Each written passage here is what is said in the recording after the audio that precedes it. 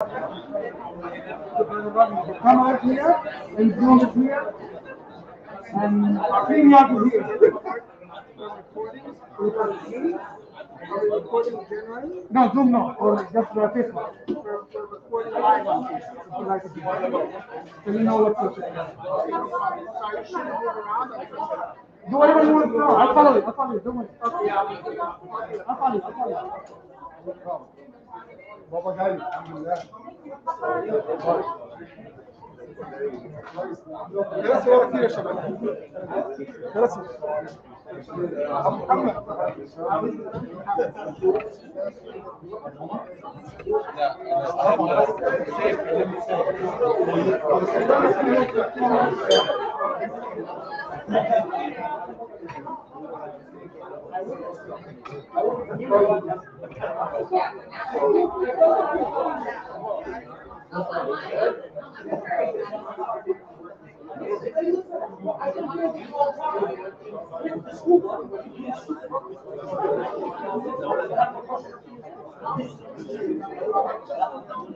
حط كاميرا بوث سايدز لانه الشباب قسموا حالهم، البنات هنا وحطوا الاولاد نفسهم.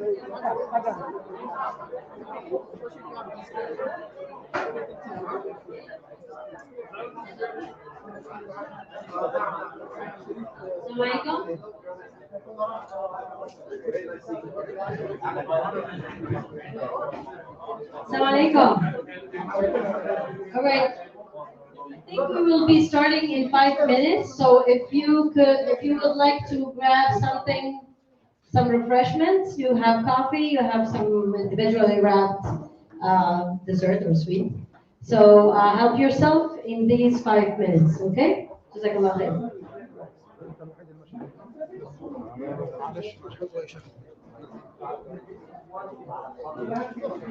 سمعت عبد الرحمن معك؟ عبد الرحمن بدأ سمعت واحد دخل تو. شوف تأكد له. معك سهيل وعز.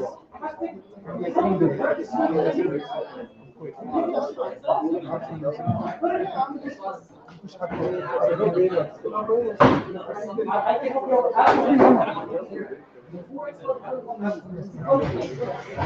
من فوق؟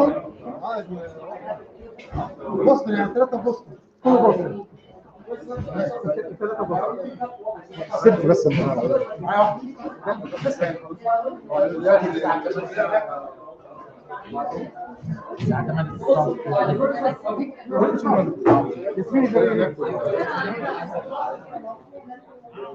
My notebooks.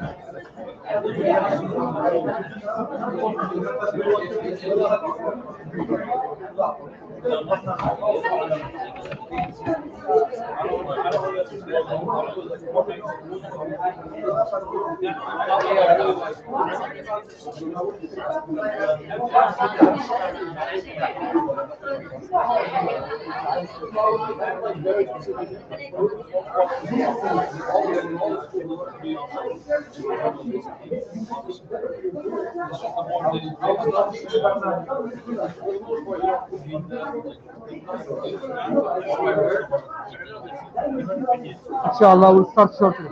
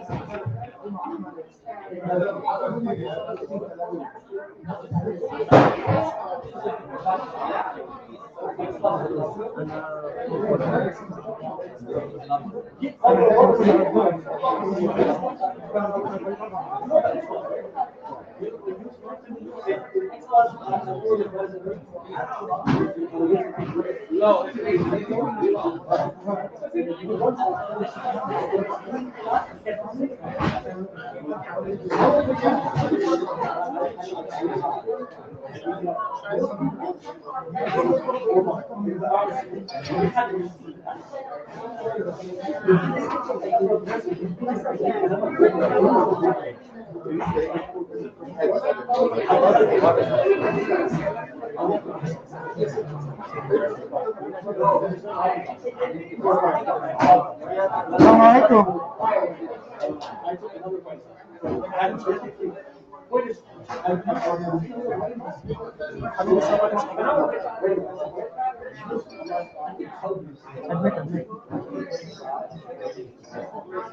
Can we have everybody seated and everybody attention, please? It's 8:02. We should be starting 2 minutes ago. Allah yajzikum khair jami'an. It's very good attendance, mashallah. Just like you said, very encouraging. Very encouraging.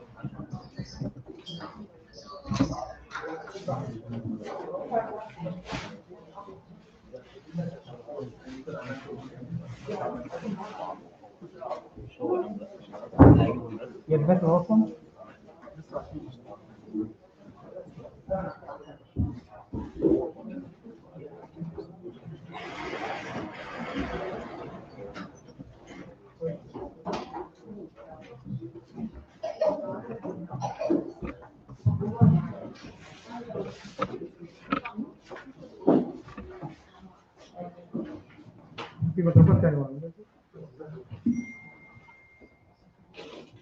السلام عليكم ورحمة الله وبركاته. أعوذ بالله السميع العليم من الشيطان الرجيم. بسم الله الرحمن الرحيم. الحمد لله الذي بنعمته تتم الصالحات، وأشهد أن لا إله إلا الله وحده لا شريك له، وأشهد أن محمدا عبده ورسوله. اللهم صل وسلم وزد وبارك عليه وعلى آله وصحبه صلاة وسلاما دائمين متلازمين عليك سيدي يا رسول الله، وإلى أن يرث الله الأرض ومن عليها. أسأل الله تبارك وتعالى أن يجعل هذا العمل خالصا لوجهه الكريم، وأن يوفقنا فيه لما يحب ويرضى. أيها الإخوة والأخوات الفضيات الأكارم، باسمكم جميعا نرحب بالإخوة الأفاضل. أخونا الشيخ عبد الرحمن بدوي معنا على زوم من مفتتح أيضا، وأخونا الحبيب برادر رامي قواس، جزاك الله خيرا. Thank you for coming brother رامي. وأخونا الفاضل أستاذ شريف أحمد، وليس ضيفا بل هو صاحب يعني هذا المكان. ونرحب بكم جميعا، حياكم الله وبياكم، وطبتم وطاب ممشاكم وتبوأتم من الجنة منزلا، وتقبل الله تبارك وتعالى منا ومنكم، ونحيي إخواننا المتابعين والمتابعات في كل مكان عبر هذا الأثير. الله تبارك وتعالى يقول في كتابه الكريم: يرفع الله الذين آمنوا منكم والذين أوتوا العلم درجات. والنبي محمد صلى الله عليه وسلم أمرنا بالعلم، وأول آية نزلت في كتاب الله تبارك وتعالى هي اقرأ. فنحن أمة اقرأ. اقرأ باسم ربك الذي خلق، خلق الإنسان من علق. اقرأ وربك الأكرم الذي علم بالقلم، علم الإنسان ما لم يعلم. وأشرف العلوم هي العلوم المتعلقة بكلام الله تبارك وتعالى وبسنة رسوله محمد صلى الله عليه وسلم. وعلى رأس هذه العلوم بعد القرآن الكريم سيرة النبي صلى الله عليه وسلم. فمرحبا بكم في هذه البداية الطيبة وهذه الدورة التخصصية في العلوم الشرعية. مرحبا بكم في هذه الباكورة وهذه البداية الطيبة الذي كنا نحلم به منذ فترة. كان هذا العمل كان عبارة عن حلم قبيل كوفيد 19، ولكن تعطلنا في لمدة سنتين، ثم بفضل الله سبحانه وتعالى بدأ الإخوة القائمين على هذا العمل يجتهدون ويثابرون ويواصلون ليلا بالنهار، حتى وفقنا الله تبارك وتعالى لنبدأ هذه البداية التخصصية في العلوم الشرعية، في دراسة الحديث والسيرة والتفسير والفقه وتنزيل القرآن الكريم، علم أسباب نزول القرآن الكريم والفقه بعلومه. دورة كبيرة ومحاضرات كثيرة كانت بدايتها أو تكون بدايتها في هذا اليوم الطيب المبارك. نسأل الله سبحانه وتعالى أن يوفق شبابنا وبناتنا لما فيه الخير ولما فيه الصلاح ولما فيه الرشاد، فتكون بداية طيبة ينتفع بها شبابنا وينتفع بها بناتنا، وتكون انطلاقة لنشر الخير ونشر الفهم الصحيح للإسلام في هذا البلد الذي كفل لنا الحرية وكفل لنا الإنسانية. نسأل الله تبارك وتعالى أن يوفقنا وإياكم في هذا العمل، وأن ينفعنا بهذه الدورة، وأن نستفيد من المحاضرين فيها، وأن يوفقنا وأن يطيل أعمارنا حتى نسعد بها ونأخذ ثمرتها ونبلغها للعالمين. وفقنا الله وإياكم لما يحب ويرضى. ومع مقدم هذه الدورة ومقدم هذا البرنامج الأخ الحبيب الأستاذ شريف أحمد أبو أبي، فليتفضل إن شاء الله. جزاكم الله خيرا. May Allah subhanahu wa ta'ala bless you, Sheikh Saeed, and accept from you. Assalamu alaikum, everyone. It is very, very exciting to see a full room on a Thursday night. All of you decided to come out and join us. May Allah subhanahu wa ta'ala bless you, bless your steps. This is a huge milestone. I think, as you know, Brother Wa'il and Sheikh Saeed and everybody is telling me, it's a huge, dream that finally has come true. So we're very excited. Let's start in a proper way by asking Allah subhanahu wa ta'ala to bless this gathering, to make all our actions sincerely and solely for Allah's sake, and to give the shaitan no share in anything that we say or do. We ask Allah subhanahu wa ta'ala for acceptance and sincerity. Allahumma ameen. Alhamdulillah wa kafa wa salatan wa salaman ala ibadihi alladhina istafa, khususan ala afdalihim ajma'in, Muhammadin al-Amin, wa ala sahbihi al-ghurr al-mayamin, wa tabi'ina wa tabi'ihim bi ihsanin ila yawm al-din. Allahumma ij'alna ma'ahum ajma'in. Ameen. We testify to the oneness of Allah subhanahu wa ta'ala. We testify to the Prophet Muhammad sallallahu alayhi wa sallam. We ask Him mighty and exalted to shower His mercy and blessings on our teacher, our messenger, our leader, on Muhammad sallallahu alayhi wa sallam and his family, companions, those who follow in his footsteps to the day of judgment. May we all join them. Allahumma ameen. So once again, it is very, very exciting to be in your company. It is very, very good to start this amazing effort. I am very honored, I'm very excited, I'm very privileged to introduce this series of semesters, inshallah. So you are to kick off this amazing, amazing effort. Imagine that you are going to be the pioneers, the ones who are going to chart a path for something, for a lot of good that's going to come for people after you. All of you are going to be part of this effort and part of this reward, and all of you, inshallah, are going to partake in the hasanat. So I hope you're as excited as I am. I hope you're pumped. I hope you feel good. You all feel good, alhamdulillah? Yes. If you don't feel good, you need to get some more coffee. This is my second cup, so I feel very good. So anytime there's coffee in the room, I'm pretty good. I can go for the next 2 hours, inshallah. So without any further ado, let me tell you what this program is about. Sheikh Saeed has been planning this for months and months. The whole entire board, they've been talking to us. They got Brother Rami, myself, Sheikh Abdurrahman, a bunch of us on many Zoom calls. They said, we have some amazing youth. We want our youth to really be introduced to something that's systemic, something, you know, that would really like take them from point A to point B in terms of Islamic knowledge. We want something that really would be sustainable effort, and we want it to be professional, we want it to be academic. So I think you're in for a treat, you're in for something very special. You are handpicked and selected because, mashallah, you all have shown like traits of leadership and commitment. And I think this is, again, an amazing opportunity. Wallahi, I envy you. I wish when I was in your age, I was handpicked and I was invited by name to come and attend these type of gatherings. So with that said, we have 3 very important courses, actually 4 very important courses. And I think all of you are going to be very amazed by the material, by the instructors, by the amazing intellectual stimulation, and some of the very witty and very particular like engagements by Brother Rami and Sheikh Abdurrahman. I've worked with them for years, and they are, mashallah, wonderful and amazing to be in their company. So to start us off, we are going to start with Brother Rami Khawas. Brother Rami Khawas is the executive director of Oak Tree Institute.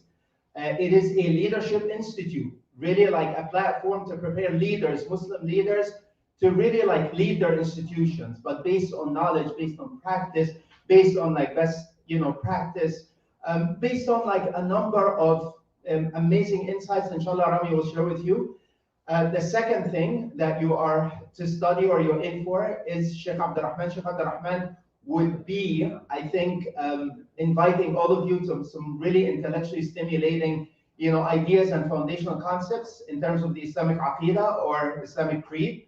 And I think this is very foundational to how you perceive the world. Your worldview would change after this course. This is what happened to me when I studied this course, and I think it's going to be amazing, inshallah. Also, we enter a treat with Brother Karim. Brother Karim also is going to introduce you to the biography and the life and the time of the Messenger, which is, again, a very amazing journey. You are going to journey through the life of the Messenger, and you'll see how to apply some of these concepts in your everyday life. And finally, last but not least, you have Sheikh Yasser Fahmy, who's an amazing scholar. He's going to address misconceptions about Islam and the things that you heard in the media and so on and so forth. So I think this is a very amazing, wonderful collection of Islamic knowledge and really like disciplines in Islam that I think you're going to be a whole different individual at the end of this course, inshallah. This is again a series of lectures and semesters. We are in here every Tuesday and every Saturday. Okay, so there's a mistake with the flyer, but just to make sure everybody's on the same page, and we are live streaming on Facebook, and we're also on Zoom. So every Tuesday, same time after Isha, and every Saturday as well, inshallah. So I think that covers the whole entire thing, Sheikh Saeed. I think we didn't leave anything. Once again, lots of thanks and appreciation and gratitude to our wonderful, respected, esteemed board, Brother Wa'il, all the supporters, all the volunteers, Brother Saeed and Sister Nada, and everyone is in the room. Like, I'm sure there's a bunch of people like I've done lots of work here, so may Allah subhanahu wa ta'ala bless you. Sheikh Saeed, thank you very much for this opportunity. May Allah bless you. May Allah always give you the insight to empower the youth and to make sure that we stay, inshallah, family built as a masjid and youth led, always, inshallah, with you at the forefront. With this, inshallah, I'll pass it to Brother Rami, and I ask you, inshallah, to give him your undivided attention.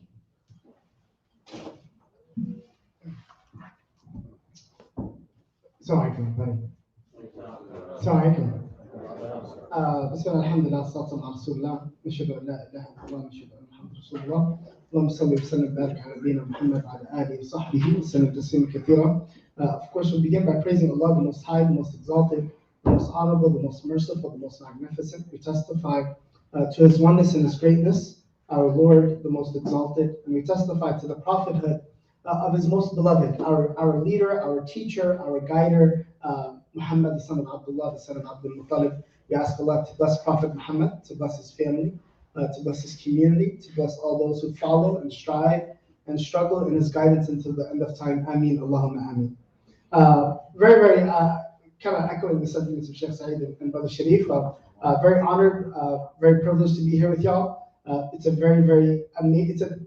I guess I haven't seen a large group on a Thursday night in a long time. Given COVID, feels like it's been 5 years long, and gatherings and masjids are not as big as they once were. But mashallah, it's great to be with everybody here. Union City looks like an amazing community, and we ask God to bless all of you. I'm really not, y'all have a really good lineup. So Sheikh Saeed has got some really amazing shuyukh and brothers that will be teaching y'all a lot of really important classes and topics. So Sheikh Yasser is a teacher of mine. I've been learning from Sheikh Yasser probably from 10 years ago. Of course, I've been learning from Sheikh Saeed since I was in college. So in Brooklyn, back in the day, 64th Street, met Nathan Muqdis and others. And then, Sheikh Yasser has been a wonderful mentor and brother, and then mashallah he became a phenomenal scholar here in the area that you're going to learn from. Abdul Rahman, by the way, I'll tell you all a little story about Abdul Rahman. Abdul Rahman went to high school together, so he was a little freshman when I was in high school, and I was the junior, senior. So he was always, I always looked down at Abdul Rahman, but mashallah, he's surpassed me, and he's done, mashallah, amazing things, studied overseas, and he's a wealth of knowledge and an amazing person and resource that's going to be here with y'all. And Brother Kareem, I actually know Brother Kareem a little bit. I studied at Qalam Seminary, if y'all are familiar, in Dallas, with Sheikh Abdul Nasser Jannah. And I was there, and Kareem was there as well. Actually, he was the year after me. And mashallah, I know he learned a lot under Sheikh Abdul Nasser and Qalam. And mashallah, they have a really good system down there in the Dallas area. So if y'all are not familiar with that, also a great seminary to learn from. Sheikh Abdul Nasser Jannah, pretty well known podcast, YouTube, stuff like that. So yeah, they're really the scholars and teachers. I'm just here I'm the hype man. Y'all know the hype man, the person that comes out before the game and is just trying to hype everybody up. I'm just here to hype y'all up, okay? So that's my goal for the day. So my topic is supposed to be just talking about the importance of knowledge. It's a cool topic. I was looking on YouTube earlier, what's out there on the importance of knowledge, and it's an interesting word, the word knowledge. What is that? What does it mean for me to know the importance of it? So really quickly, I just want to divide the room in half. Okay, so brother, what's your name? So Abdurrahman. Everybody to the right of Abdurrahman, to the left of me, you're going to be people that have no knowledge at all. I want you to imagine that you're on earth, you're living, but you have absolutely no knowledge of anything. Okay? And everybody to the right of Abdurrahman, so what's your name, bro? Wajih. Everybody from Wajih to the right, y'all have tons of knowledge. MashaAllah, you're very intellectual, full of knowledge, you know a lot. So really quickly, for somebody that doesn't know what knowledge is, what comes to mind when you hear the word knowledge? What does it mean? Anybody? What's knowledge? What is knowledge? What would come to mind? If you heard somebody tell you, hey, you need to learn knowledge, what would you think if you had no knowledge? Books, okay, good. What else? What else comes to mind? College, school. Anybody else other than this one? Power, interesting. Power, very powerful term. We'll talk about that. I like that. What else? Teacher. I can't remember that teacher. Okay, very good. Excellent. On this side, y'all have a lot of knowledge. What comes to mind when you hear the term knowledge? Information. Lots of information. Very good. Intellect. Like that a lot. MashaAllah. Yeah, go ahead. Authority. Okay, good. You use the same term. MashaAllah. What else? Understanding of concepts, principles, ideas, thoughts. Love that. MashaAllah. Very good. What else? Okay, so let's ask the second question. What's the power in having knowledge? What advantages do you have in having knowledge? So let's talk to those that have it. What advantages do you have over those that don't have it? Being able to teach others. Being able to teach. Those that don't have it, can they teach? No.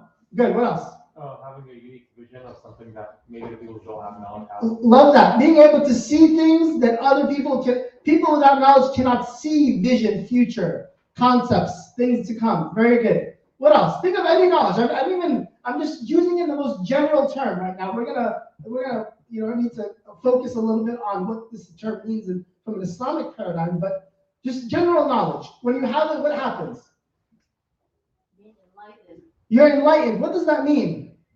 These are beautiful words, mashallah. Y'all are using some really fancy words on a Thursday night. I like that. What does enlightened mean? Huh? Being open-minded. Huh? Thoughts. Okay, very good. What's the danger of not having knowledge? So y'all have no knowledge. What is the absolute danger of not having knowledge? You can't grow. Okay, like that? Yeah. Restricted perspectives. Very good. What else? You don't know right and wrong. You don't know right and wrong. You can make a lot of bad decisions in life, in money, in finance, in relationships, in business, in a million other things, right? Good. Yes. Less opportunities. You have no opportunities if you have no knowledge, actually, right? Opportunities in what? Just give me a few, what are a few opportunities that you would miss out on if you had no knowledge? A great education, a great career. Okay, so career. Career translates into? Money. Money translates into? Better living. Very good. So you can't have really advanced living if you don't have knowledge. Good. What else? Just as a simple way. What else is about knowledge? I don't know what to do and when to do them and why to do them. I don't know what's right and wrong. I don't know how to make decisions. I don't know how to pick and do the right thing when I need to. Very good. What else? What is the danger of not having knowledge? Being exploited. You're very, very vulnerable. Extremely vulnerable. I can give you all analogies, but when people don't know, it's natural that someone will manipulate them. There's a famous saying in business that says, if somebody with money meets somebody with knowledge, the person with knowledge will take the money and leave the person learning and gaining new knowledge. Which means what? Like, somebody out there will always be able to manipulate, take advantage, oppress you when you are completely vulnerable with no knowledge. Excellent point. What else? Anything else? Dangers of not having knowledge? Great points. I love it. So very quickly we learn the importance of having information, and not just information, not just. So I'm a psychology major. That's my. I'm actually my focus like organizational psych and like human development. So if y'all want to know if I would teach a course, I would teach something on that. But my passion has been how Islam and Islamic concepts and principles, they teach and transform humans and like organizations. And to me, that's what I love to learn. One of the things that we learn about human growth and development and how humans mature over in their life is that we have to eventually go from learning. Look at the evolution of humans. I have a baby. I have a 6-month-old. Eventually, that baby doesn't understand sound. What does sound mean? Like, you're just hearing me. You hear wavelengths, sound wave vibrations in the air that go into your ear, that translate into the back of your brain into some kind of meaning. All it is, by the way, it's sound vibrations that go into synapses, which are just like electricity in your brain. By the way, brain is super cool. 85 billion neurons, more interconnections than the possibility of particles in the universe. Okay, the brain is a phenomenal, the most amazing organ in the entire existence of the universe is the brain. How it works and how it operates. That's where knowledge comes from. So you go from a little baby being able to translate, she doesn't understand Baba, Mama. But eventually that goes into understanding, like my second grader, like I know how to do concepts. I know what 1 + 1, move a number. I know how to put letters together and read words, right? That's growth. Then eventually it gets into more complex. My daughter's doing 2-step division. I don't even remember two-step division. I'm like, okay, that's cool. But it's like, wow, it's advancements in concepts very, very quickly. Like humans keep evolving to where we are today. Like y'all know stuff about NFTs, but I have no idea. Y'all can tell me stuff about crypto and the blockchain. I have no idea. Y'all can tell me stuff about, I don't know, even as silly as dumb YouTube hobbies that you have, and you're in some deep niche in something, and I'm like, okay, that's interesting that you know how to make slime in your bathroom, right? It's interesting how humans evolve in terms of knowledge. It's an amazing ability that we have. The point being, let me go back to kind of centering it around why we're here today. Allah, in the beginning of creation, when He first created humans, He went, and what was the first creation? He went and announced a new project called Humans on Earth. Who did Allah go to announce the project of humans on Earth? Who did Allah go to? Allah went to the angels. By the way, the angels at that time were the greatest creation, like they're the best creation around. It's the angels. So Allah goes to the angels, and of course, look at Baqarah, like really clear. Allah says, وَإِذْ قَالَ رَبُّكَ لِلْمَلَائِكَةِ إِنِّي جَاعِلٌ فِي الْأَرْضِ خَلِيفَةً. Allah told the angels, oh, y'all are a righteous, noble creation, but look, I'm going to create a project on earth. By the way, He didn't say humans. He didn't say Bani Adam. Names are not important. He called us by the job description of why He created us. Allah said, إِنِّي جَاعِلٌ فِي الْأَرْضِ خَلِيفَةً. I'm going to put on earth. By the way, Allah knew that Adam would go to earth, right? There's a wisdom already being bestowed upon the angels and to us. Like Allah knows that He's going from heaven to earth. And He said, I created him for earth, or created them for earth, and I created them with the job description of Khalifa. By the way, Khalifa is a beautiful term in the Arabic language. Y'all should ask one of the shuyukh to define it a little bit more. But the general premise is like an ambassador of God on earth, a governor. A governor is a great word. A governor of Allah on earth. Like we're in charge of the earth. We're in charge of each other, the world, the environment. We're in charge. Like we're responsible over the earth. Great definition for Khalifa. So Allah told the angels, look, I'm going to put a governor on the earth. So the angels, the first response was, because there was an example of a deviant creation on earth that really messed things up. What was that creation on earth before humans that really went astray? They were jinn. Very good. Again, Aqidah class with Sheikh Abdul Rahman, right? Sheikh Abdul Rahman's doing Aqidah class, ask him about jinn. Very, very cool, interesting stories you'll hear, I'm sure. Allah told the angels, I'm going to put humans. They said, but wait, Ya Allah, we put free-willed creatures on earth already, and it was horrible. There was just bloodshed. It didn't go well. So Allah tells the angels, this is important. قَالَ إِنِّي أَعْلَمُ مَا لَا تَعْلَمُونَ. Look, O angels, I have knowledge. I know things that you don't know. This is very, very important because it's the first piece or the first time that Allah shows, first of all, knowledge is an extremely sacred thing. Angels didn't have it. Do angels have 85 billion neurons in their head? Not as far as we know. But they're not made from matter and cells. They're made from light. Anyway, photons probably, right? If you're familiar with what light is made of.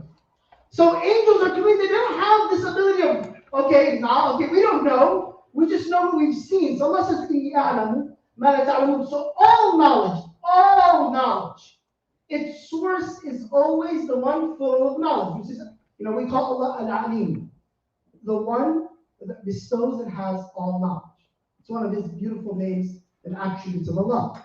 Very good. So all knowledge. So now Allah tells the angels that. Then Allah creates Adam, and it's a long story, Allah doesn't give us all the details, but eventually He creates Adam, He brings Adam to life, and then He tells Adam, He tells us, that He وَعَلَّمَ آدَمَ الْأَسْمَاءَ, that He started to teach Adam.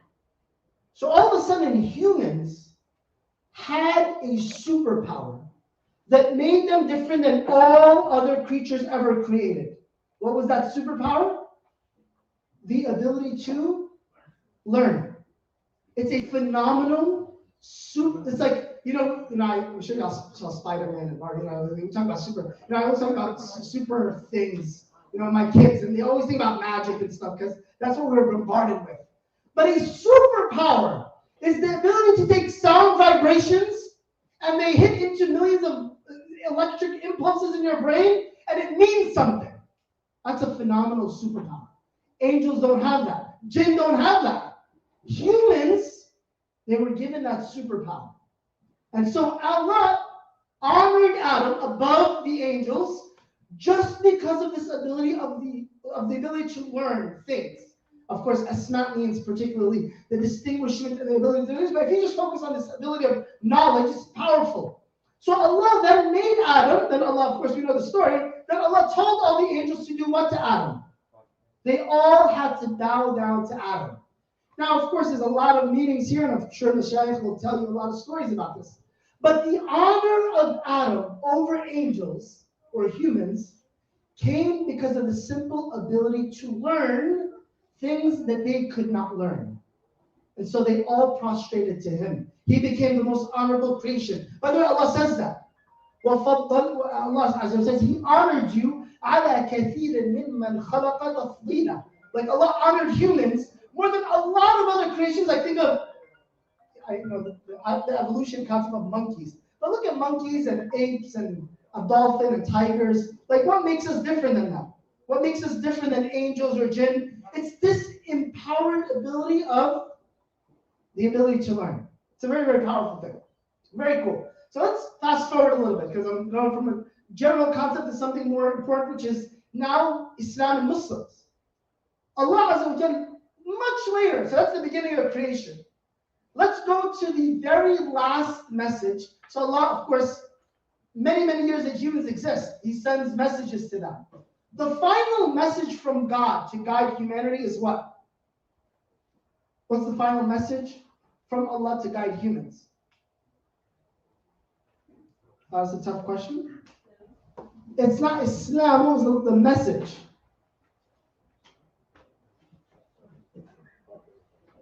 It's the Quran. The Quran is the final message, right?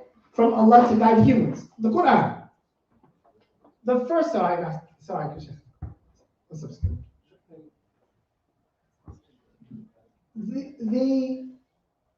the final message that came from God to humans, to guide them, it's the final message, happened when Prophet Muhammad went, he was sitting in a cave, miles outside of Mecca by himself, in a small cave on the mountain of what is now known as Jabal Nur, the mountain of light, sitting in a cave by himself.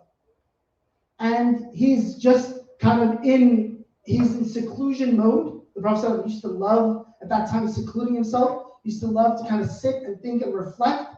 So he's sitting in a cave by himself, and it's nighttime, and a figure appears behind him. It's a small cave. I mean, the cave Hira is like, man, you can like touch the ends of it. It's a small cave. It's like 2 feet by 2 feet, 3 feet by 3 feet.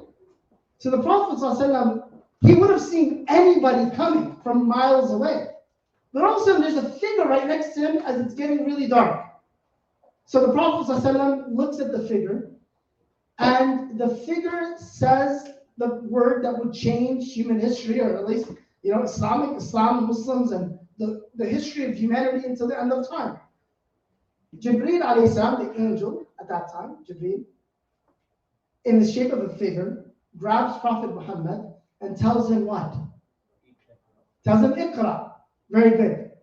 And so the Prophet ﷺ squeezes him, lets him go, tells him Iqra, and then the Prophet ﷺ, he was so honest and genuine. The Prophet ﷺ was so truthful and honest.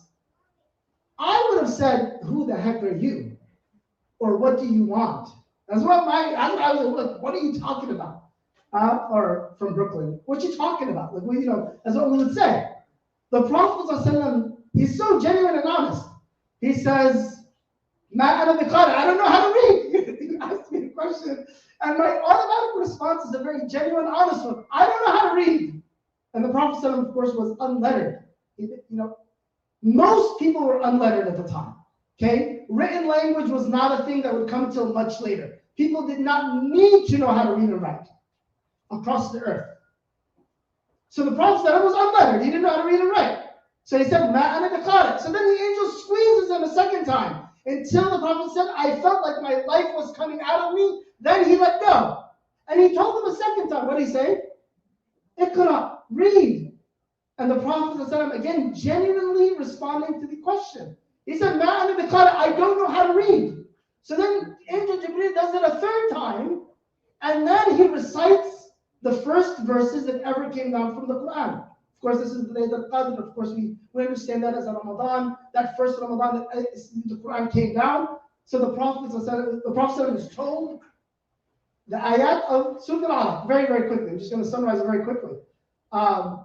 اقرأ باسم ربك الذي خلق خلق الإنسان من علق. First, Iqra is, Jibreel tells the Prophet, read in the name of your Lord, the one that created humans from a clot, a clot in the belly of a mom. Of course, you would realize that later, but a clot. The first Iqra, the scholars, they mention like what? Okay, this is the first Iqra. Then there's a second Iqra. اقرأ وربك الأكرم الذي علم بالقلم علم الإنسان ما لم يعلم. Second Iqra, two Iqras. The second one, Allah says, read in the name of your Lord, the one who, what is the definition? Created. No, the first Iqra is the one that created. The second Iqra is الذي علم بالقلم, the one who taught with the pen.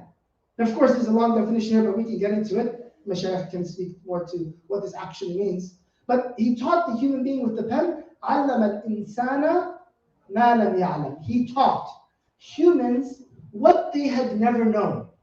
Now, beautiful translation. I just want to squeeze out. There's a lot of meanings to this, and our dear Mashaykh can explain these ayat in much more detail. But to me, the most powerful definitions I've ever heard of these two ayat.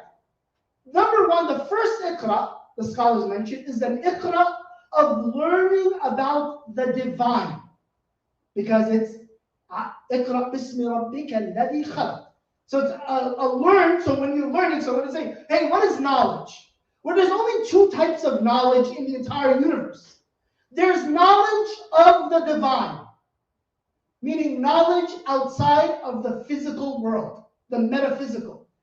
Who is Allah? It's not within the physical world. What is angels? Not within the physical world, right? It's the divine knowledge that only comes from the divine, right? So our responsibility, we have two responsibilities of knowledge. The first is learning about everything that we would say is sacred knowledge.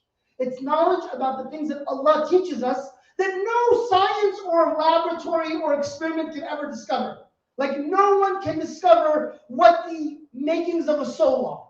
Can you? Have you ever seen anybody Harvard, MIT, Princeton? Anybody ever go to a lab where they're studying the makeup of a soul?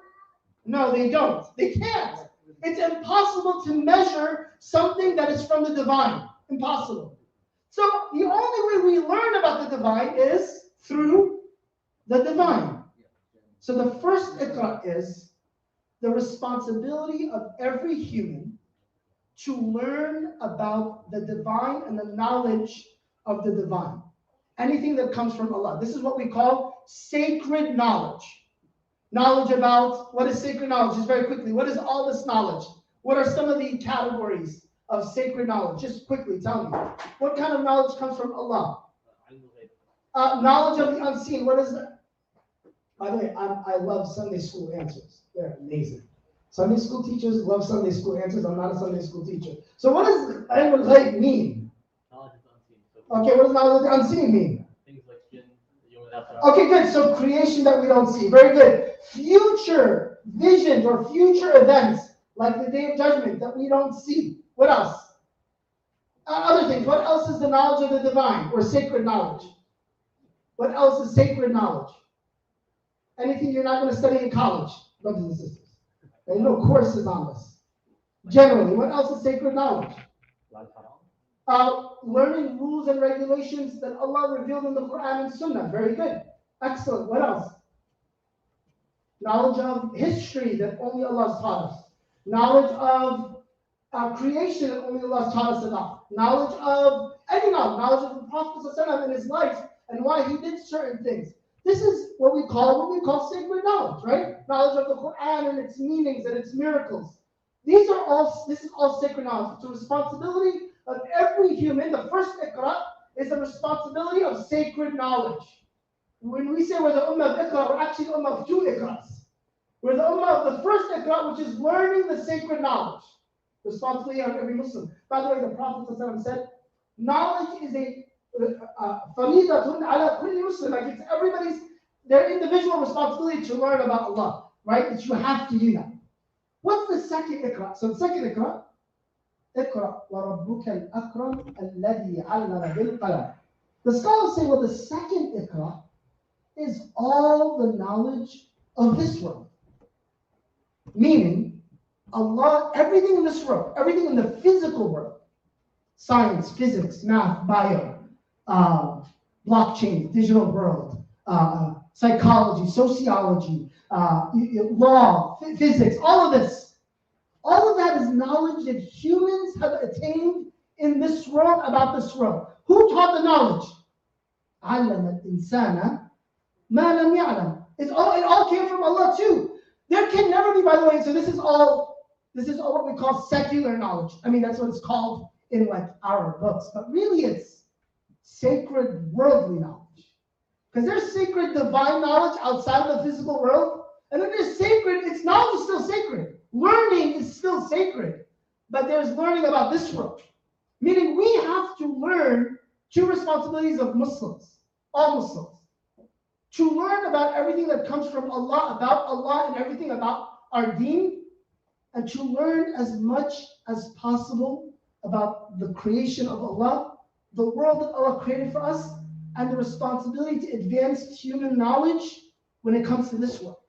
So there's no like, oh, sacred, secular, I need this, I need that. I don't really believe that. I think Allah told us, look, all knowledge comes from Allah. And you're responsible to advance your knowledge of aqidah, or faith, and your knowledge of physics. They're both means of getting closer to Allah. They should be. Let's just be clear. When you study biology, when I study the brain, when you study psychology, when you go to sociology, when you go to law class or physics class or whatever class you might be taking, coding, doesn't matter. You are actually learning something that should bring you closer to Allah, because that knowledge is from Allah. It didn't, humans, yeah, we experimented, we evolved, we learned it, but all of it also came from Allah. And it's our job to advance our lives and our learning in both areas. So for sure, kind of summarizing, the ummah of Iqra, very, very special ummah, right? Ummah of actually two Iqras, but I don't want to say that. It's ummah of Iqra, I understand the concept. We're the ummah of learning and knowledge. And we're the ummah, interestingly enough, what happened with those two verses, very quickly, there was a major transformation that happened. Because what did the Quran do to the people that it came to? So if I want to measure an impact in science, there's cause and effect. I want to know what the cause had. What was the effect from the cause? So if the cause was the Quran, Prophet Muhammad, the Quran comes to Bedouin Arabs in the middle of the desert 1,400 years ago. They had no planes, trains, or automobiles. They had no knowledge. They had no libraries. They had no buildings. They had no scientists. They had no labs, no universities. They were the most primitive. They were the most primitive civilization on earth, maybe. They're just literally, when scholarly says, he says, the Arabs, like all they used to do was they were shepherds of sheep and camel. And they were kind of farmers in Medina, right? That's all they were. And then the Quran came to them, like these words, particularly like this concept of Iqra, like learn and advance the sacred and the secular knowledge. Learn and teach, like have this aspiration to transform through knowledge. And then, interestingly enough, he said, the scholar says, then they became sadat al-shu'ub wal-ummah. So eventually, like in 23 years, when the Quran came to these people, they transformed into being the greatest leaders on earth. Like Muslims became the greatest civilization on earth in less than 25 years. Right? Prophet Muhammad dies 23 years into his prophethood, 10 years into Medina.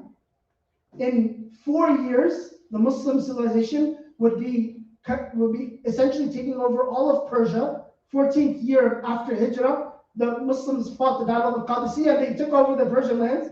15th year after Hijrah, 5 years after Prophet Muhammad dies, the Muslims took over the Battle of Yarmouk. They took over most of the Sham. Muslims were in Egypt less than 10 years after Prophet Muhammad died. So they had become a superpower in less than 10 years after Prophet Muhammad died. 10 years, that was it. But they were just shepherds of sheep. They couldn't even line up in a straight line together. How did that happen? He says, the scholar says, look, that was the transformation of Allah and the Quran, the transformation of learning, the transformation of the ability to take a few ayats that transformed the earth for them. And of course, the Muslim civilization eventually, we didn't just take off in fiqh and seerah and aqidah. We definitely took off. We were teaching the world things that they had no idea about, right? From philosophy to understanding the divine. We did that as our community. But our civilization was also at the forefront of advancements in science, in all science, physics, astrology, biology. The Muslims were the ones inventing and experimenting and teaching the world this in terms of grammar and writing. Guys, brothers and sisters, no humans used to write and read. By the way, this idea of taking a pen and writing, or now I know we type, I understand. But this concept is like a 200-year-old concept in scale. 200 years ago, humans didn't know how to read and write in mass. They didn't need to learn how to read and write, right? There's no need to. The transformation of learning actually has happened within the past 100 years, when school has become standardized. So now everybody has to learn. My daughter at the age of 1 year old, you got to put a pen in her hand or a pen in their hand, and they start to do what? Start teaching them to write. The concept of writing is a 100-year-old new thing for humans. Humans did not need to. Most humans didn't need to know how to read and write. It's a new phenomenon. But what Muslims were doing way back then was teaching people how to read. The Prophet himself, he would only, after the famous battles, like after the Battle of Badr, he would free, they had prisoners of war, but he wouldn't let them free like for bounty. He didn't need money. He said, I want you to teach people how to read. Arabic was a broken, it's not like today, it's just scribbled back then. But the concept of the Prophet was like, no, even if it's scribbled and has no meaning to everybody else, I want you to teach it to my community. I want to empower my community through knowledge. It was a novel thing at his time. And so, subhanAllah, our growth as people, as a community, as a civilization, as an ummah, was built on the idea of being passionate about learning and teaching. There's a passion, sacred and secular. Well, we now say secular, but like all knowledge, sacred knowledge of this world and sacred knowledge of the divine world. Allah taught us, and our community grew on that. It's only recently that we've started to really move away from both, in my opinion, the sacred and the secular. Because once we move away from Allah, all knowledge is very, very, it's kind of, I don't say dangerous, not all knowledge is dangerous, but knowledge becomes the source and the goal.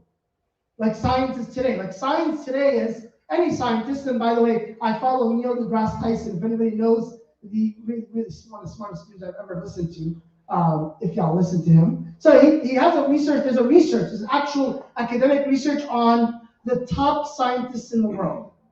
Do you know that 94% of the top scientists, we're talking about advanced science and advanced PhDs in different sciences, particularly the physical sciences, physics, chemistry, etc. Do you know about 94% of scholars of science are atheists?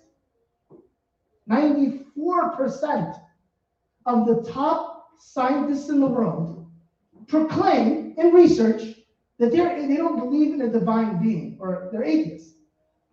So the pulpits of knowledge in schools, you go to Rutgers, you go to Princeton, the member is in the masjid is here, but the member of academics is in universities, and that member is led by people that completely don't believe in God. So what happens is that knowledge becomes the goal, and God becomes an afterthought, right? Biology. I was a bio major in undergrad.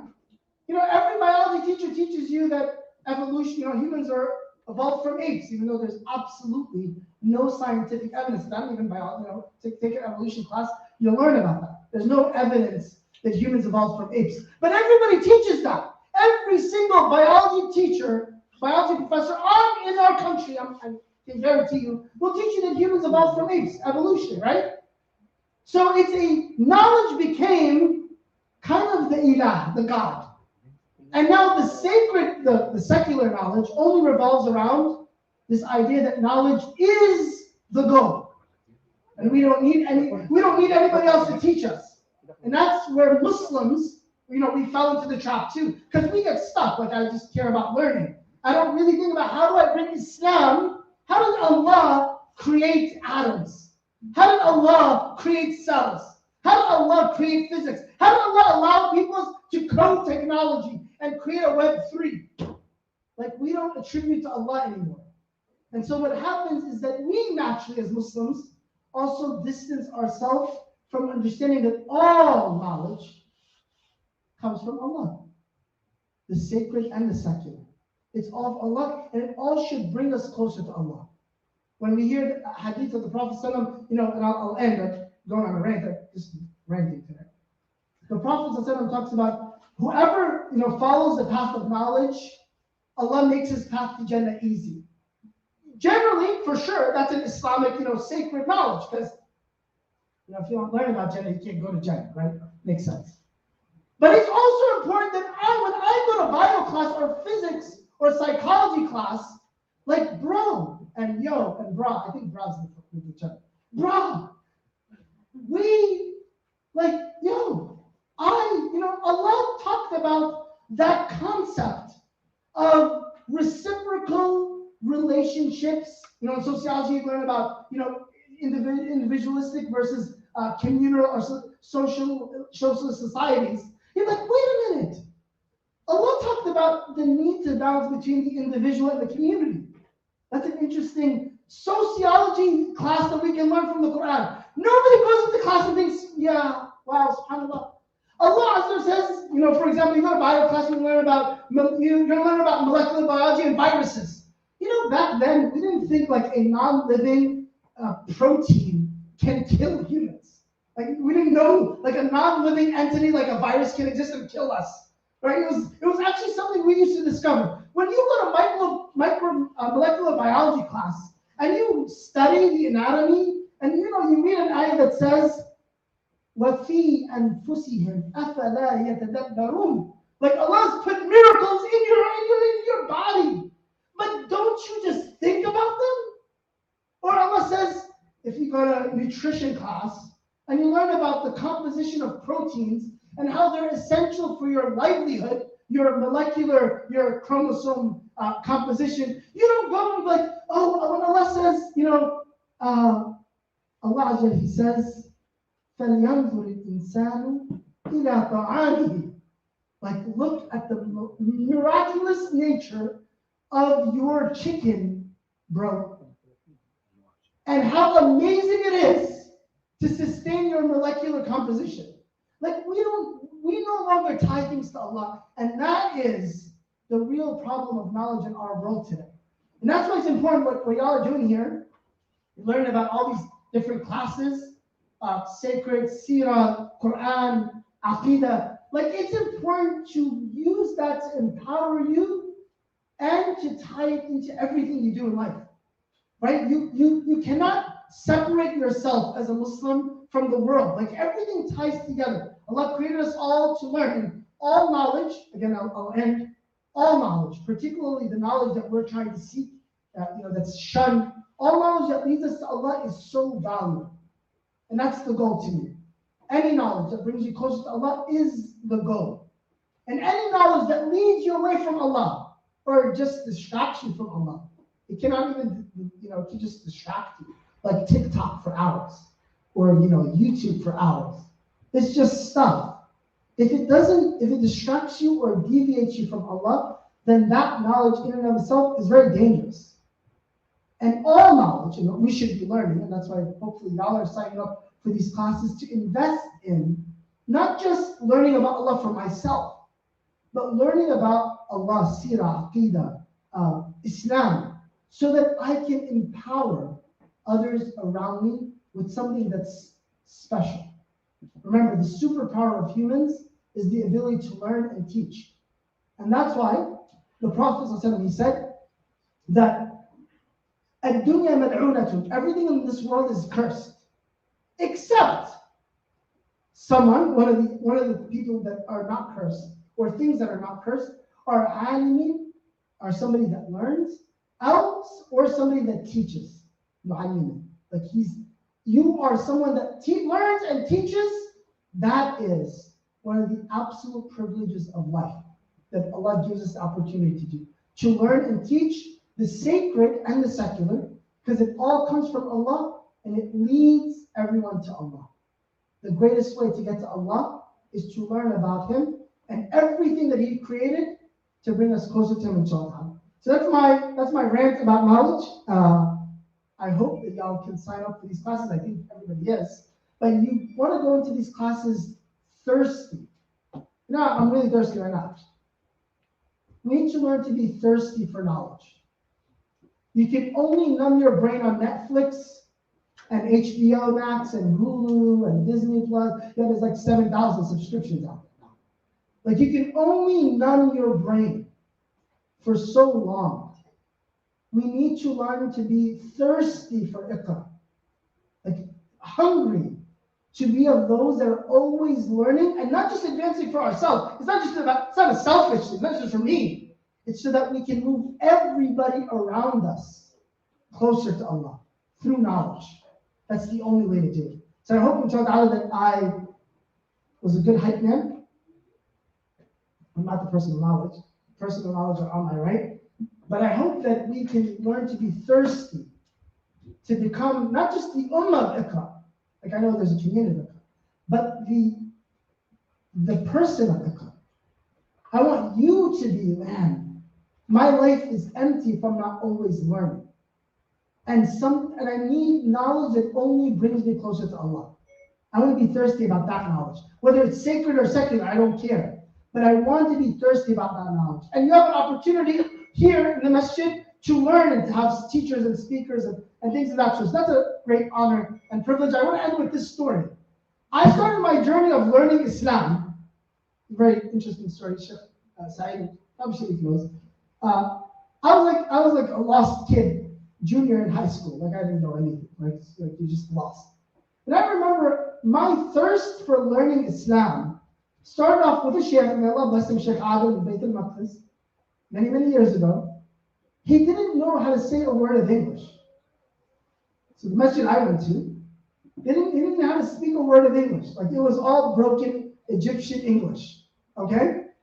But I would attend every single week for 2 years. I don't think I missed a halaqah.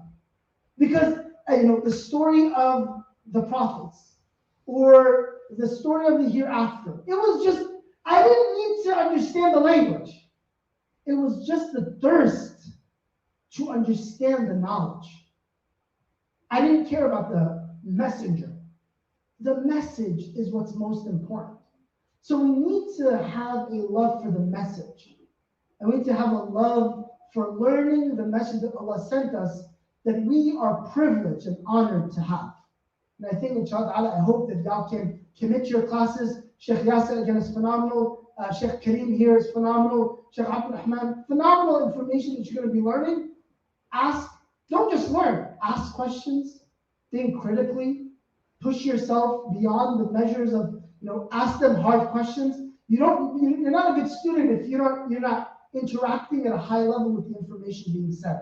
That's how you can develop and learn, and how, inshallah, we can all grow towards Allah Azza wa Jalla, and that's our goal, Allah Azza wa Jalla. That's my rant. Jazakallah khairan. I don't know if there's any questions. I can give the floor back I can give the mic back. If there aren't any questions, I'll take any questions. I can give the mic back to Brother Sharif and Sheikh Karim, Sheikh Saeed. Yeah, go ahead. I'm curious. Oh, thank you for your speech. I'm curious about the evolution part because there are some scholars who do agree that Islam and evolution are compatible. So I do want to hear your thoughts about that. Yeah, good question. I have my own thoughts. Yeah, I know. Sheikh Yasser, I took a long time. I apologize. I usually do 8-hour workshops, by the way. So, we can go for a while. I apologize. Evolution is a great question. Definitely ask Sheikh Yasser. He's going to be covering doubts and misconceptions. What I love, Sheikh Yasser Qadi said this is a beautiful statement. Nothing that is proven in science contradicts with Islam in any way. And I love science. I'm a biology major, psychology. I love studying science. I love chemistry. Didn't really like physics. Sorry for the engineers in the room. But there are just a few things I love. I really love science. I've never studied anything in science that ever brought me a doubt about Allah or Allah being the creator or the divine or the reason of existence. Never. There's nothing that's proven in science. Now, there are theories, right? There are some theories in evolution. I believe evolution is 100% scientific. But in no way, the only problem, our problem with evolution is that the apes-monkeys problem. But science has no evidence for apes-monkeys. Take an evolution class in any university in the country. There is no evidence they say there's 3 links between, the last time I was in school, I remember, there's 3 species that separate the genetic code between apes and humans. By the way, you know, just as an FYI, 96% of our DNA is like a banana. Okay, so, you know, when they say, oh, we're 99% away from an ape, well, we're 97% away from a banana. All DNA is the same mechanisms and things. So if you want a more advanced question, good discussion, ask Sheikh Yasser. Nothing in science contradicts Islam that's proven. And so anything in science will only bring you closer to Islam. And Allah, in my humble opinion, that was Sheikh Yasser's costly statements. I like to attribute to different scholars. Even evolution. The idea that we came from apes is not something that evolution, it's a theory, but it's not something proven. Evolution, by the way, science answers how. It tells you how things happen.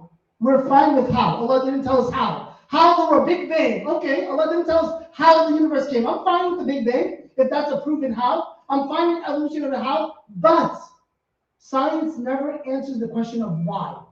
Why 36 chromosomes? Why RNA protein? Why carbon? Why Big Bang? Why atoms? Why cells? There's no answers for why.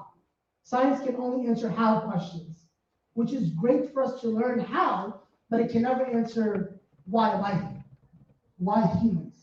So that's where the divine knowledge, I believe, answers a lot of questions.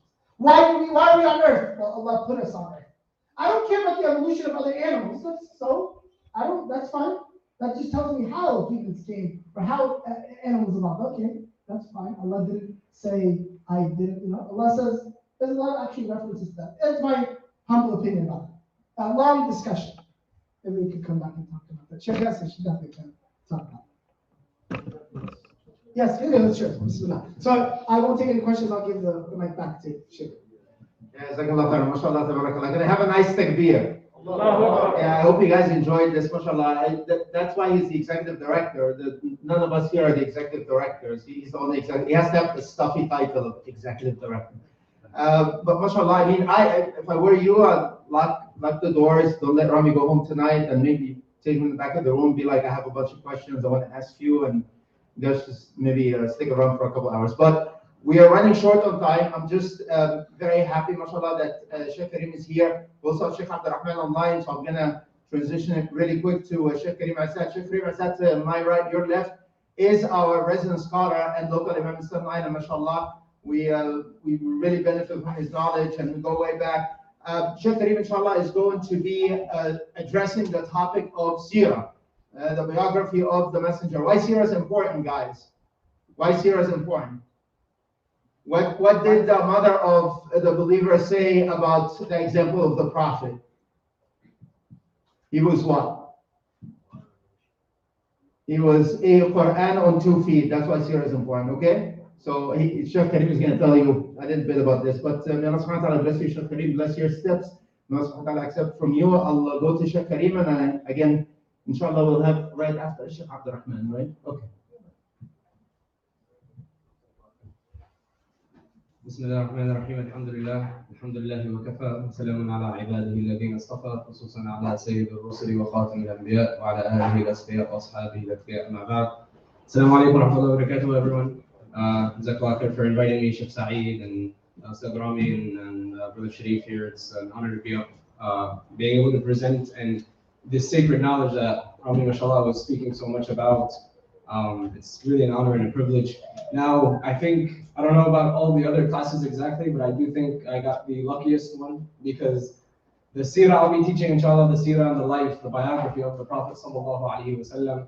And it's one of the most beautiful lessons and classes that you one of the best subjects and the most life-changing subjects that you'll ever study and come across.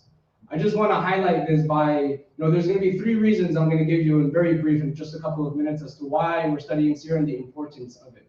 Ustad Rami was just talking about the Ghar Hira and how Iqra came down, right? The cave. I was just in Umrah actually a few days ago. We just climbed up Jabal Nur, where Ghar Hira is, where the Prophet ﷺ received revelation, and that whole story that you just heard happened. And one of the things when I was just reading about that, I actually came across this very recently, was the Prophet ﷺ, we don't know why he would go up and climb this mountain, which was very far from his house. If you go to Mecca and you actually go see the distance, and it's like a 20-minute bus ride or so, he would walk it and he would climb this mountain. It's a very intense, difficult climb, even now after they put stairs and rails. Why would he do that? Why would the Prophet ﷺ do that for a couple of years, even before he was even a prophet? And the answer that some of the scholars they give is they say that his community, his people, the people of Quraysh, people of Mecca, they were so backwards in so many ways. He would see so much oppression that he just felt like he needed to separate himself and to think of what is the solution to these everyday problems that we are facing. What is the solution to this, economy that is struggling? Why can't we get ahead? Where the Arab back then, they had a really bad economy. What is the solution to the orphans and those who have less in society, those who are not privileged in society, being oppressed by those who have more power and wealth? How can I help them? What more can I do? So the Prophet ﷺ, he would think about these things. The women who didn't have rights and were being, again, oppressed in so many different ways and all the disrespect. What was the solution to that? Prophet ﷺ, he didn't know. So he would go and kind of do some reflection on top of that cave. And what's very interesting is one of the things that I came across was his wife, Khadija radiallahu anha. She would, the Prophet ﷺ, he would pack some lunch and he would go and kind of camp out there for a couple of days, just to get away and think and reflect, find some, in isolation, sometimes you can think more clearly. And one of the narrations that I came across was the Prophet ﷺ, because of who he was, just as a human being, before even the Risala, he would see people that were, really poor, living on the outskirts, kind of like the Bedouins, living on the outskirts of Mecca, and he would see them on his way. And the Prophet ﷺ, he had some food packed for the next couple of days, and he's on top of this mountain. There's no grocery stores, there's nothing, there's no other, if he doesn't have that food, that's it. And out of his generosity and his mercy, and just how much concern he has for the people around him, he would start giving them from the food that he has, from the little amount of supply of food that he has. And so his wife, Khadija radiallahu anha, she would know that the Prophet ﷺ would, these people would come across his path. And so she would follow him about a few hours later or a day later with more food. And she would go and she would climb up this mountain as well, where the Prophet ﷺ was sitting reflecting. And she would go and climb up and surprise him and bring him more food because she knows that he was going to give his food away along the journey. That's how generous and merciful the Prophet ﷺ is. Now, just when I first heard that, I would, one of the thoughts that came to my mind was, how much love do you have to have for your husband? I mean, you ask married people today, how far they're willing to go for the comfort of their spouse, and how strong is their love. Talk about a love story between, the Prophet ﷺ and his wife. And all of this, by the way, is pre-Islam, pre-prophethood. And so one of the most important reasons, a few years later, about maybe 15 years later or so, the Prophet ﷺ is fighting in the Battle of Uhud. Things go really bad for the Muslims. They take a really sour turn. And Muslims are dying left and right. The shuhada, there's martyrs for a lot of martyrs being in this battle. And this woman comes who she lost. They tell her that you lost your father, you lost your brother, and you lost your husband. Like, think about that. In one battle, within an hour or two, you lose 3 of the closest people to you. And she says, Inna lillahi wa inna ilayhi raji'un. She says, where's the Prophet ﷺ? Right away, she thinks, where's the Prophet ﷺ? And they, did you not hear us? We just told you, you lost your father, you lost your brother, you lost... She says, Inna lillahi wa inna ilayhi raji'un. It's very sad, but where's the Prophet ﷺ? And then she says these words, and I want you to think of these words, and take these words home with you. She says these words, she says, كُلُّ مُصِيبَةٍ بَعْدَكَ جَلَلٌ. She says, every calamity. After she goes, and she was so worried about the Prophet ﷺ, and when she goes and she finds out that the Prophet ﷺ is helping, and they told her, don't worry, he's doing okay, he's taking refuge on the side. So she says, no, I don't believe it, I want to see it with my own eyes. I want to see the Prophet ﷺ. She had so much love, and she was so invested into her deed, into the Prophet ﷺ, into his mission, that she didn't want to take anyone, she wanted to make sure that the Prophet ﷺ was okay. And when she saw the Prophet ﷺ, she says, everything, every other loss, I may lose family members, I may lose so much in this world, I may, so many calamities in this world, but everything after you, Ya Rasulullah, I can deal with, but you, I cannot deal losing. I cannot lose you, Ya Rasulullah. Everything after that will pass. This is the love that the companions had for the Prophet ﷺ. One of the first main reason why, and I want everyone to have this intention, is we all claim to love the Prophet ﷺ. We all, we understand from a logical perspective, we understand why we should love him. He's going to do, inshallah, we ask Allah subhanahu wa ta'ala to allow the Prophet ﷺ to intercede for us, shafa'ah on the day of judgment. He's going to be the only one that's going to be with us on the day of judgment, helping our cause. The Prophet ﷺ sacrificed so much. We know this from a logical perspective. He sacrificed so much. I should love the Prophet ﷺ. But sometimes because he's so far and we know very little about him, it's hard to, find that emotional attachment to the Prophet ﷺ. To love him more than you love your family member. Love him more than you love your own mother and your father. How can you love the Prophet ﷺ if you maybe, know very little about him? You don't know what made the Prophet ﷺ smile. What was the Prophet ﷺ's favorite food? How many children did he have? What made him, what difficulties did he have? What made him cry? These are the things that make us relate to the Prophet sallallahu alaihi wasallam. And so this is the main goal. The first goal of taking this class, take it with the intention of learning to love the Prophet sallallahu alaihi wasallam, because you can't really love someone if you don't know them, if you don't know anything about them. And this is how we can, inshallah, build that. And the Prophet sallallahu alaihi wasallam, he taught us in a very beautiful hadith that on the day of judgment, you will be with the ones that you love. So this is our chance to show the Prophet sallallahu alaihi wasallam some love. This is our opportunity to show him, to invest time into learning about his legacy. And the second thing I just wanted to highlight, another very beautiful benefit of this class of learning the seerah of the Prophet ﷺ is Allah subhanahu wa ta'ala, he tells us in the Quran, لَقَدْ جَاءَكُمْ فِي رَسُولِ اللَّهِ أُسْوَةٌ حَسَنَةٌ. The Prophet, Allah subhanahu wa ta'ala, he says, it has come within the Prophet sallallahu alaihi wasallam, in the messenger of God. Fi Rasul, when I say fi, when Allah subhanahu wa ta'ala says fi, if I say, this phone, fi JB, what does it mean? It means it is inside, it is completely inside of my pocket. It's something is completely engrossed within. Allah subhanahu wa ta'ala, he says, in the life and the legacy and the seerah of the Prophet sallallahu alaihi wasallam, uswatun hasanah is a beautiful example, a beautiful role model. By learning about the Prophet sallallahu alaihi wasallam, it will ease your difficulties. The sunnah, the Prophet sallallahu alaihi wasallam, the things that he went through, every moment, every difficulty in his life, all the sacrifices that he made, why did he do it? He did it to make your life easier. By learning about the Prophet ﷺ, you will be a better person in every aspect of life. You want to be a better student and get better grades, or you want to be just the best student that you can be? Learn the legacy of the Prophet ﷺ.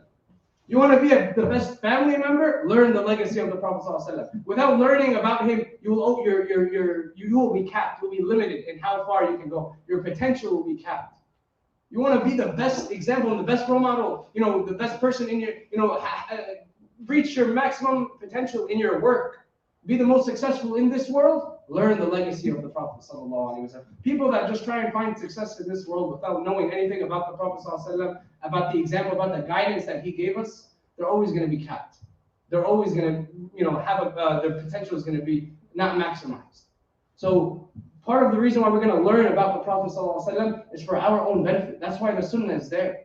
That's why Allah subhanahu wa ta'ala told us. That's why the Prophet ﷺ, the last words on his deathbed, what was it? What was the last words of the Prophet ﷺ? He says, hold tight and firm to the Quran and to the Sunnah. Because this is what's going to help us individually in our own daily lives and in our own daily struggles. Learning the life of the Prophet ﷺ. And the proof of this is, as Ustad Rami was just mentioning, the people of Mecca, the Prophet ﷺ was a prophet for how many years again? How many years? 23. In the beginning of that 23 years, they were so bad. They were so backwards. Anyone ever watch one of the, those house flipping shows where they have flip and flop or whatever? There's so many of those now, right? There's a whole channel, I think, dedicated to that. Those house, what do they show you at the end? And in the beginning, they show you how bad and broken down the house is, right? And then they're slowly making improvements and you see, oh wow, this looks good, that looks good. What about the very end? Do they just show you the finished product, or what do they show you?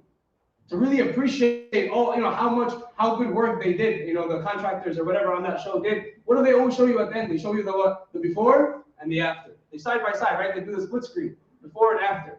Because you can't really appreciate, even if the after is nice, you don't appreciate it until you see how bad it actually was. And this is how the Prophet ﷺ literally changed this world when he became a prophet. When he was even born, before he became a prophet, and then furthermore after he became a prophet.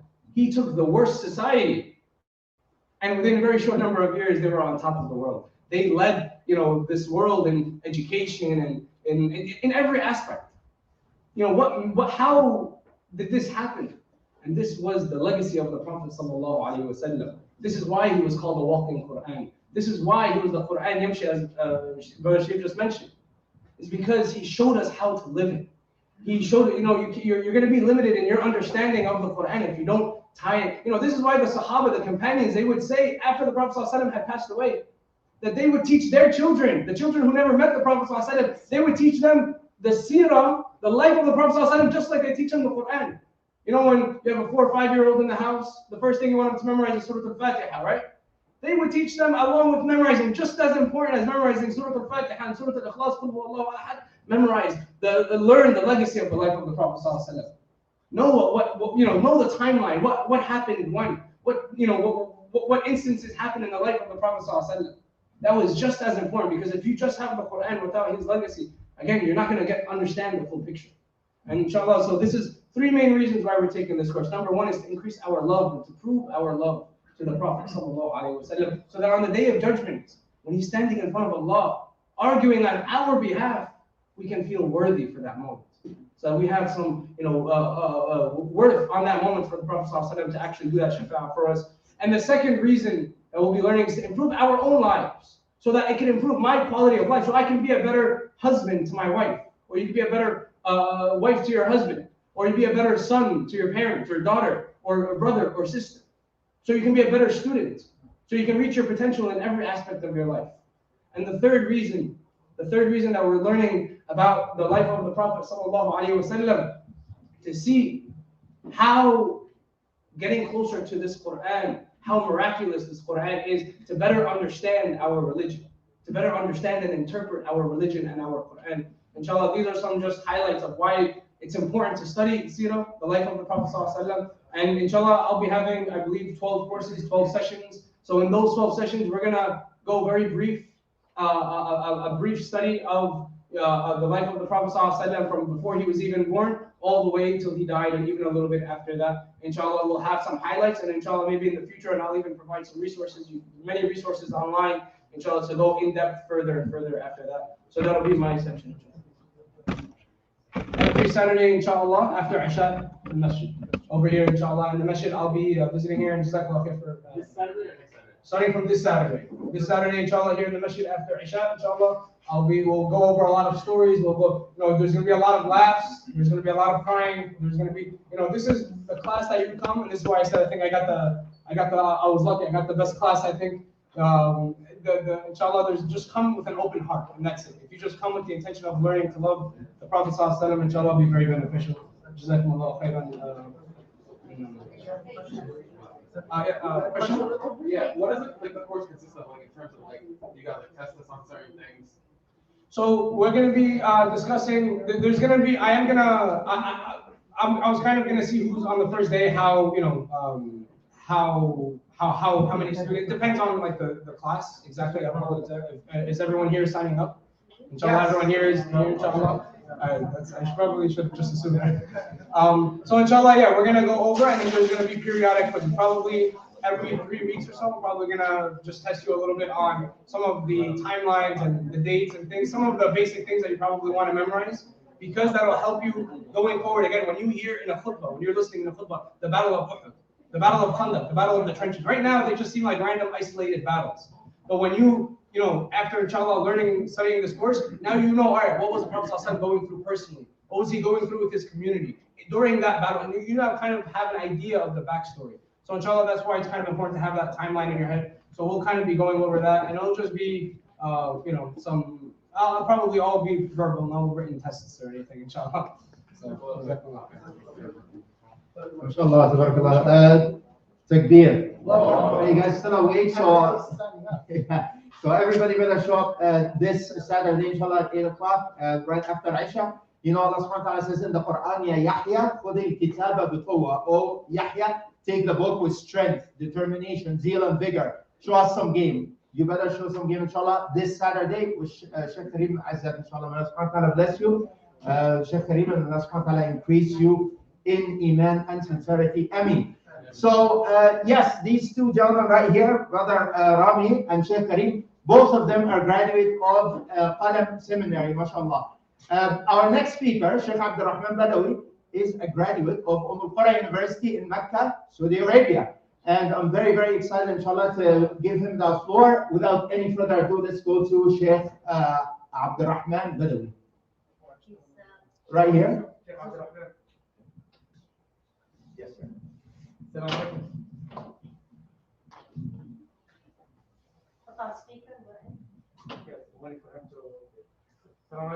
Yeah, we call him guys. Walaikum salam. I think it's from the back. Let's try. Yeah, I think you can go, Abdurrahman. Okay, Assalamu alaikum wa rahmatullah. I hope everyone's doing well. Jazakumullah khairan for having me. And I apologize I couldn't make it today. I'm just recovering from this COVID thing, alhamdulillah.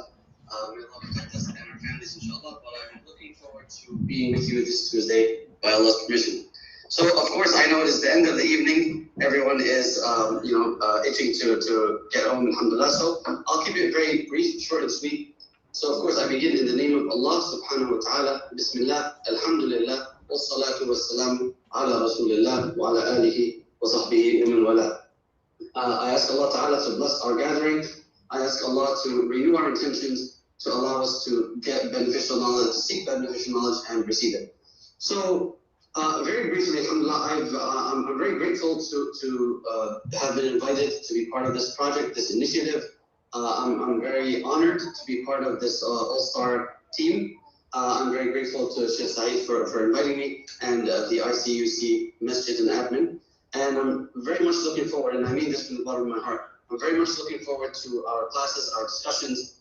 They always are a big treat. I've done a variation of this class more than once in other places. This one is going to be a bit varied based on the needs of the community, as Sheikh and I have discussed several times. So I love the fact that we can cater it to your needs and what you guys would like to cover, while still covering the broader points. So I want to make sure to limit my talk time to about 5 minutes. So I hope you can bear with me, inshallah.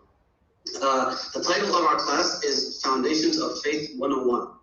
Foundations of Faith 101. So the 101 obviously implies that, inshallah, we do hope to have future sessions after this one. Hopefully this one is successful. Hopefully there is a good discussion flared up, and we hopefully can't wait to meet again after Ramadan and after we can start 102.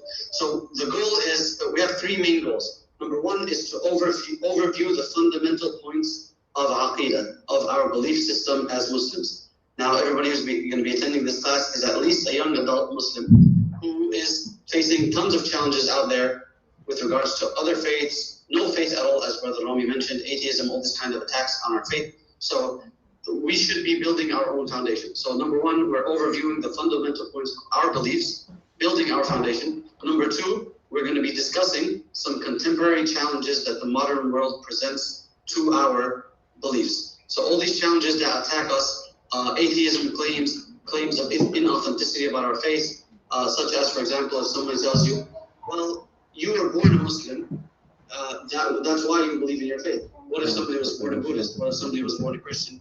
And so on and so forth. What's your response to something like that? So things like that are what we're going to be planning to cover, inshallah.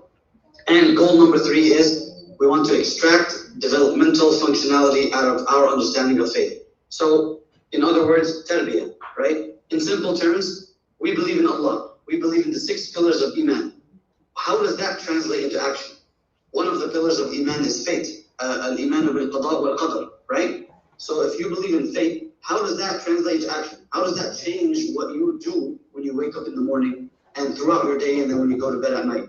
How does that change your honesty when you're in business, when you're at work, when you're at school, etc., etc.? So we're going to have nice discussions about that. Next up, that was our goals, right? Now let's talk about our format. The format is going to be, if I'm not mistaken, it's 12 sessions or 14. We'll confirm with the message, inshallah. It's going to be once a week, every Tuesday evening at 7:30 p.m., inshallah. 1-hour sessions.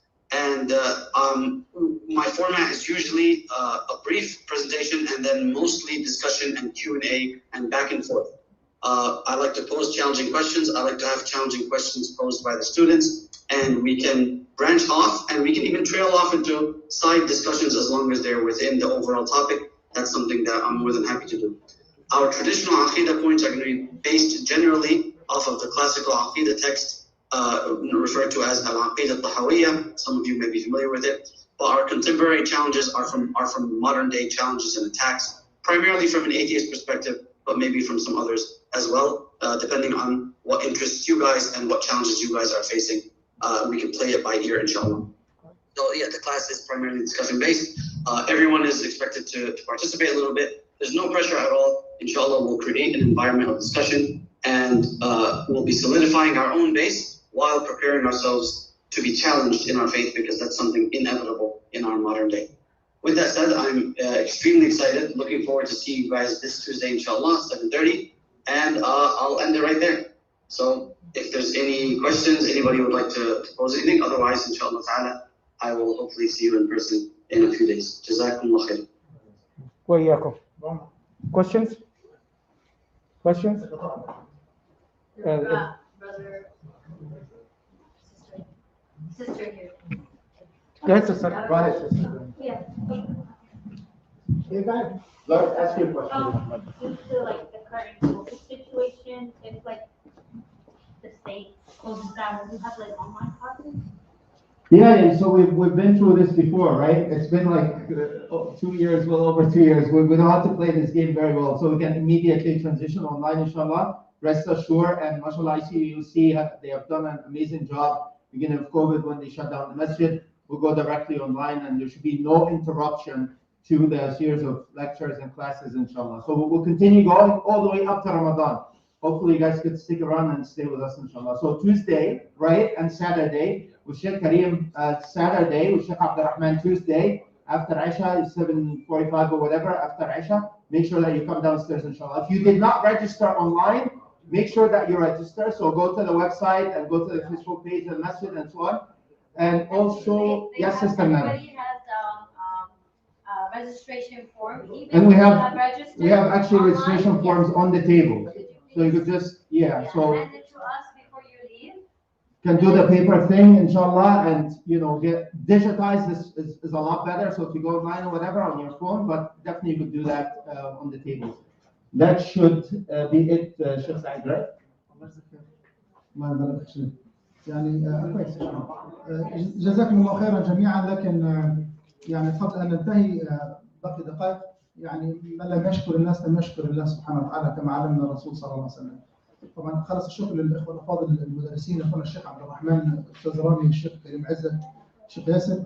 لكن أنا أخص بالشكر طبعا بعد كل الإخوة الحاضرين، أخص الإخوة القائمين على العمل. يعني كان هناك فريق عمل الحقيقة والله كان يعني اجتهد كثيرا على رأسهم الإخوة الأفاضل في إدارة المركز، وأخص منهم أخونا وائل رشيد، أخونا وائل أبو كويك، سيستر ندى، أخونا شريف أحمد. حقيقة الإخوة الأربعة دول بذلوا جهد كبير جدا، والتقوا مرات كثيرة يعني في الأوفيس ثم زوم مرات كثيرة، واتصالات وحوارات وصراعات وجهد وطباعة أوراق واتصال بالأفراد.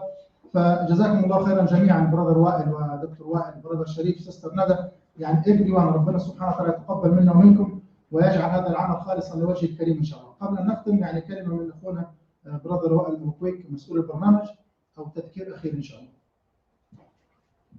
اللهم صل على سيدنا محمد. لا هي مش كلمه ان شاء الله، هم ما شاء الله تبارك الله، ما بقدرش احكي كلمات بعد الكلمات انا عندي. They will make me look bad. I just want to remind everyone, inshallah. Right in front of you, you have the application. Just make sure that you fill it up. Spend just a couple of minutes, fill it up. We need it. We definitely need it. We missed to put your date of birth. Make sure you put your date of birth and also your age. And inshallah. Now, just a little bit. If you really do not know the seerah, and if you do not know al-aqidah, أنت بس بتعمل حركات في الصلاة وبتعمل حركات في الصوم، حقيقة لا تعلم شيء عن الإسلام. This is an opportunity. I really encourage each and every one, and I know the difference. I'm 60 years old. I'm not a kid. I can tell just by looking at everyone, the one who really knows his religion and the one who's just making just harakat. Please attend those classes. Now, if you attend one class, it's $200. This is what it costs. It's less than what it costs. If you want to attend both, which I really want you to attend both, inshallah, it's $350. Now, if you cannot afford it, don't hesitate. Write on your paper, I can't afford it, I want you to pay for it. It will be our pleasure. There is a lot, this community, it's a very generous community. They will cover it, inshallah. The money that you pay, it's just the cost. If you can't, it's no problem, it's no issue. Just write, I can't afford it. Or you know what? Say, I don't want to pay. جزاكم الله كل خير وإن شاء الله نلقاكم كل Saturday and كل Tuesday. Make sure you attend. جزاكم الله كل خير. ما فيش Zoom, ما فيش online. We want you to attend. ربنا سبحانه وتعالى will reward you for every step that you walk to the masjid, inshallah. Just as well as he will reward you for attending, it's because that you want to learn about your religion. جزاكم الله كل خير. One more thing,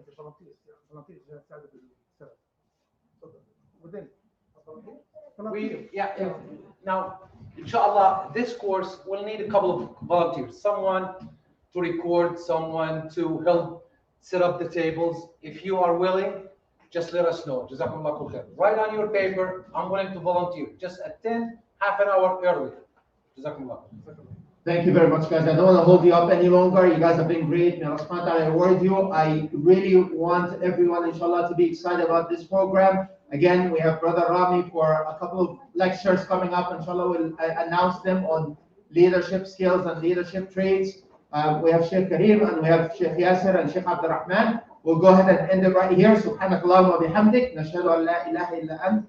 نستغفرك ونتوب إليك والعصر إن الإنسان لفي خسر الذين آمنوا وعملوا الصالحات وتواصوا بالحق وتواصوا بالصبر. Once again, thank you very much for attending. We look forward to seeing you this Saturday, 8 p.m. If you have your application, bring it to here, please.